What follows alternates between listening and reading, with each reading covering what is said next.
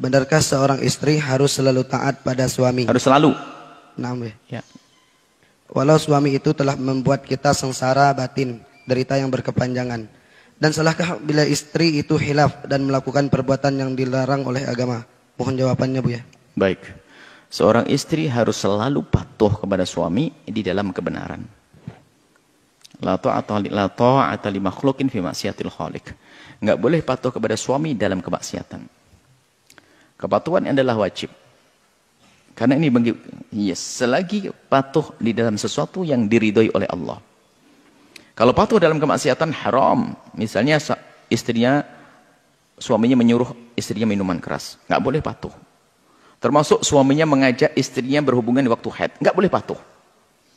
Enggak boleh patuh. Karena untuk haram enggak boleh patuh. Baik. Kemudian jika suami ternyata yang harus dipatuhi ini telah memperlakukan dengan tidak benar, menyakiti dan sebagainya, tidak ada alasan untuk tidak patuh. Tidak ada alasan untuk tidak patuh hanya karena kekejaman sang suami dan jahatnya sang suami. Patuh dalam kebaikan. Suami jahat, tapi kalau nyuruh sholat tetap sholat. Nyuruh baik. Cuman bagaimana kejahatannya? Adapun kekejaman yang suami adalah, kalau Anda ingin tidak patuh kepada suami, ada kesempatan bagi Anda yang didolimi oleh suami, ngajukan ke mahkamah untuk pisah. Selagi di bawah naungan suami, selagi itu diperintahkan kebaikan, harus patuh. Biarpun suaminya jahat. Sama dalam urusan pemerintahan, misalnya kerajaan atau kepresidenan. Presidennya jahat, tapi kalau memerintahkan yang baik, wajib patuh kita. Nggak boleh tidak. Termasuk dengan suami, kalau memerintahkan yang baik, harus patuh. Adapun untuk menghilangkan misalnya kedolimannya, ya ada. Selagi seorang wanita didolimi oleh seorang suami, Islam memperkenankan dia untuk mengajukan ke mahkamah agar dijauhkan dari sang suami dengan dipisah. Baik.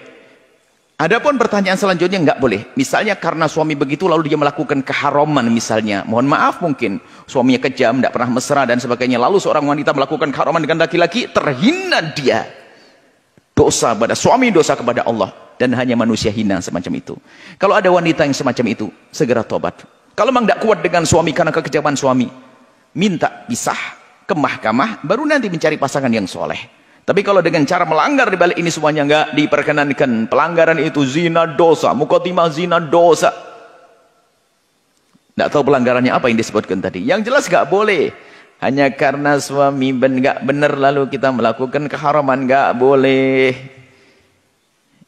Berarti sudah sekongkol masuk neraka. Suami masuk neraka karena zalim kepada istri. Istri masuk neraka karena nyeleweng. Akhirnya ketemu di neraka. Lu dengan gue sama-sama di neraka. Nggak boleh begitu. Kalau suami mengajarkan kejelekan, suami nggak boleh ngikuti. Kalau ternyata ada kezaliman, maka seorang istri boleh mengajukan ke mahkamah untuk hidup sendiri dengan mulia. Tapi dengan catatan benar apa yang diadukan. Kalau berbohong, Allah Maha Tahu. Yang berbohong hanya ingin pisah dengan suami, maka Allah pun tahu dia tidak akan menemukan suami yang bisa memuliakan dia. Berbohong, khianat, maka dia tidak akan menemukan ke depan suami yang bisa memuliakan dia. Karena dia sudah berkhianat kepada Allah. Allah yang mengirim suami kok nanti.